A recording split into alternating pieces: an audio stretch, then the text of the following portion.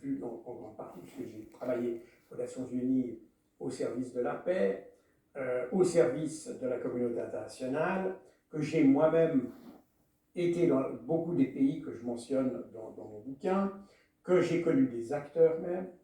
D'autre part, je m'appuie uniquement sur les témoignages ou les articles ou les rapports de services officiels, de grands médias occidentaux, et même par exemple dans le cas d'une remarque qui m'avait été faite par une officine dont on pourra parler plus tard, qui s'appelle Conspiracy Watch, je me suis même appuyé sur ce qu'avait dit Obama. Mais comme ça ne correspond pas à la doxa qu'on entend en France, on a traité ça de conspirationnisme. Pourtant, Obama lui-même avait dit, et je le cite d'ailleurs dans mon ouvrage.